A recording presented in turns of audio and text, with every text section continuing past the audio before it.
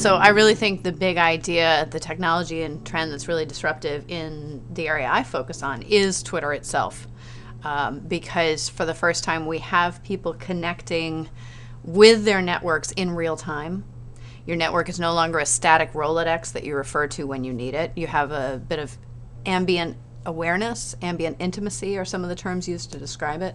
One of the ways in which I see this new frictionless communication changing how people are able to work and live is a greater ability to remain in touch with your network and a greater ability to cultivate not only loose ties, but actually forming new relationships based on very trivial low-level interactions that I draw an analogy to the village. So when we lived proximately, physically proximate to a certain community of people, when you think about the interactions you have every day with people in your neighborhoods, they're not sophisticated interactions. You're not discussing Fermat's Last theorem.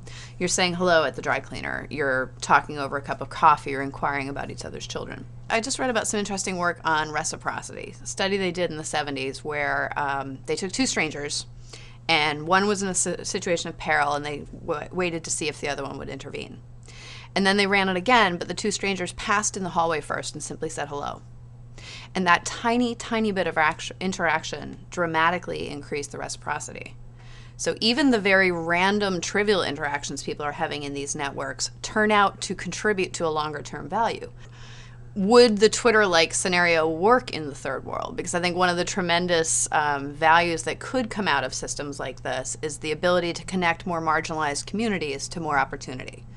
My own personal story is going from being kind of a pretty isolated mom of two kids under 2 here in Boston with no business network to being here and, having a dinner conversation with Ethan Zuckerman in the first place, right? So it opened up to me a lot of mentoring, a lot of professional development, a much broader professional network. So if we can find really lightweight ways to do that, and so in the third world, the data-based, almost web-based model that relies on a smartphone and an application and a really structured way to do it doesn't work as well. So there might be other ways to do one-to-many SMS, which when you break down Twitter, that's one of the core elements of it. There might be lighter weight technologies to get this into more people's hands so that we're looking at the 3.3 billion handsets rather than the much smaller subset of those, which happens to be smartphones and which happen to be on networks that can handle more robust data. An interesting critique of the system is that, sure, we have lots of relationships and lots of otherwise transitory relationships end up getting preserved and end up having a chance to deepen a little bit. But on the whole, you're talking about large numbers of fairly shallow relationships.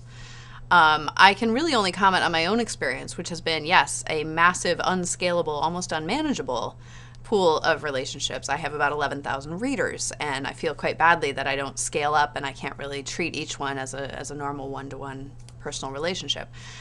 However, that said, I think the shallow relationships that we're seeing are replacing shallow relationships we had in other living situations that we no longer have now because of our tendency to be in a nuclear family in a more isolated house with maybe fewer social patterns, except for city dwellers where they're walking around a neighborhood all the time.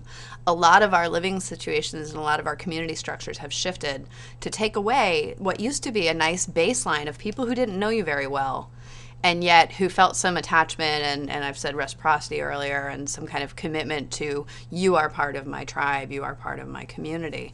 And I would say in my own life, again, on that platform of all those shallow relationships, more substantial relationships, quantity-wise, have popped up than I had in my life before I had that platform.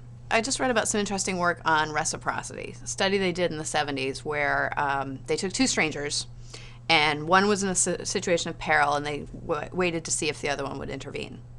And then they ran it again, but the two strangers passed in the hallway first and simply said hello. And that tiny, tiny bit of interaction dramatically increased the reciprocity. So even the very random, trivial interactions people are having in these networks turn out to contribute to a longer-term value.